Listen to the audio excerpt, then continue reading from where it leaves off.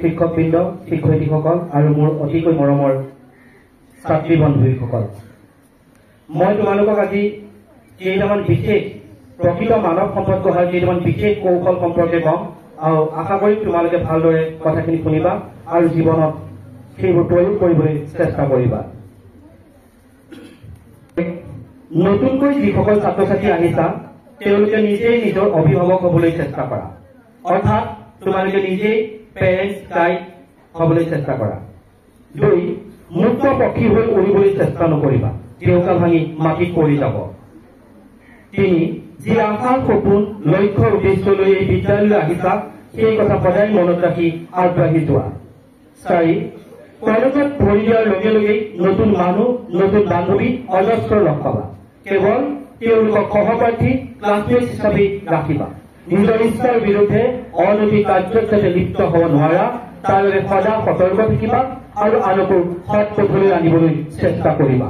সংস্কৃতত কৈছে দুৰ্জন পৰিহতেই বিদ্যয়া অলংকৃত ভীষণ মনিৰা ভূষিত সৰ্প কিমোচ ন ভয়ংকৰ। আমি জানো সৰ্প মানে সাপ হৈছে অতি ভয়ংকৰ, তাতকৈ ভয়ংকৰ হৈছে দুষ্ট প্ৰকৃতিৰ লোকসকল। কোনো কাম বা বিষয় বলেৰে নোৱাৰিলে বুদ্ধি তথা কৌশল অৰ্থাৎ স্কিল ব্যৱহাৰ কৰিব যত্ন কৰিবা, অৰ্থাৎ বুদ্ধিৰে ইচ্ছ বালং দৈশ্য নিৰ্বুদ্ধিস্তু বৃথা বলম কৌশলেন হি লক্ষ্যম ন তৎক্ষম পৰাক্ৰমী। যদি তুমি কোনোবা এটা বিষয় বা কৰ্ম কৰিব বিচাৰিছা তেন্তে তোমালোকে যদি শক্তি পৰাক্ৰমেৰে নোৱাৰা তেন্তে হলে তোমালোকে বুদ্ধি তথা কৌশল অৱলম্বন কৰিবা। পিতৃ মাতৃ তথা অভিভাৱকৰ কষ্ট ত্যাগ বুজিবলৈ চেষ্টা কৰি ইতিবাচক চিন্তাধাৰাৰে পজিটিভ মাইণ্ড লৈ সৎ আৰু নিষ্ঠাৰে আগবাঢ়ি যাবা। 7. বেয়া চিন্তা তোমাৰ মনলৈ অহাৰ লগে লগেই তোমাৰ মা দেউতা লগতে তোমাৰ সপোনবোৰৰ কথা বাৰে বাৰে ভাবিবা। 8.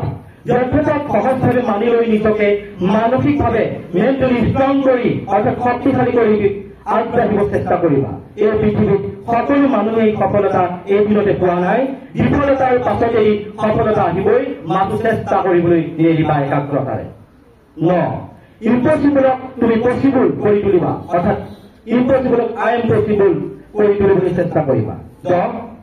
দৈনন্দিন অধ্যয়নৰ পৰা বিচ্যুত নহবা, সত্য কবা, ধৰ্ম আচৰণ কৰিবা, সমাজৰ হিতৰ হকে কাম কৰিবা, পিতৃ মাতৃ আচাৰ্যক ভক্তি কৰিবা, আনৰ উপকাৰ যদি তুমি কৰিব পৰা নাই তেন্তে তুমি আনৰ অপকাৰো কেতিয়াও নকৰিবা।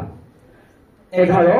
প্ৰতিটো সমস্যাক প্ৰত্যাহ্বান চেলেঞ্জ হিচাপে গ্ৰহণ কৰি সমস্যাৰ সন্মুখীন হবলৈ সমাধানৰ চেষ্টা কৰিবা, কেতিয়াও সমস্যাৰ পৰা পলায়ন নকৰিবা, কাৰণ প্ৰতিটো সমস্যাৰ সমাধান আছে। সেই অধৰত অৰ্থাৎ তোমাৰ মুখত এটি হাঁহি কঢ়িয়াই লৈ ফুৰিবা, কাৰণ হাঁহি হৈছে প্ৰতিটো সমস্যাৰ মহৎ ঔষধ। হাঁহিয়ে স্বাস্থ্য উন্নত কৰে, গতিকে তুমি এটি হাঁহি দিবা জগতত অনেক হাঁহি বিয়পি পৰিব। 12. মন তথা দেহ সুস্থ কৰি ৰাখিবা, কাৰণ সুস্থ দেহতহে সুস্থ মন গঢ়ি তুলিব পাৰিলে প্ৰকৃত শিক্ষা লাভ হ'ব। 13. স্বাস্থ্যৰ ওপৰত গুৰুত্ব দিবা তথা পৰিৱেশ আৰু পৰিচ্ছন্নতাৰ ওপৰত, অৰ্থাৎ শৰীৰৰ মাধ্যম খলু ধৰ্ম সাধনম, অৰ্থাৎ তুমি যদি ধৰ্ম সাধন কৰিব বিচাৰিছা তেন্তে শৰীৰটো প্ৰথমেই সুস্থ কৰিব লাগিব। 14. জীৱনটো নিজৰ, সেই নিজৰ জীৱনৰ কথা ভাবি এই 2 বছৰতে প্ৰকৃত মানৱ সম্পদ হিচাপে নিজক গঢ়ি তুলিবলৈ আপ্ৰাণ চেষ্টা কৰিবা। শেষত আত্মবিশ্বাস তথা মনৰ ইচ্ছা শক্তি, কঠোৰ পৰিশ্ৰম, ধৈৰ্য, সাহস, সাধনা, মহান ব্যক্তিক অনুসৰণ, সঠিক লক্ষ্য উদ্দেশ্য আৰু সঠিক সিদ্ধান্ত গ্ৰহণ কৰিব পাৰিব লাগিব, লগতে অত্যাধিক মনোযোগৰ প্ৰয়োজন। দেখিবা এদিন তুমি সফল মানুহ হবা, প্ৰকৃত মানৱ সম্পদ হিচাপে গঢ়ি উঠিবা। ভালে থাকা, ঈশ্বৰ তথা আল্লাহে তোমালোকক মংগল কৰক। ধন্যবাদ।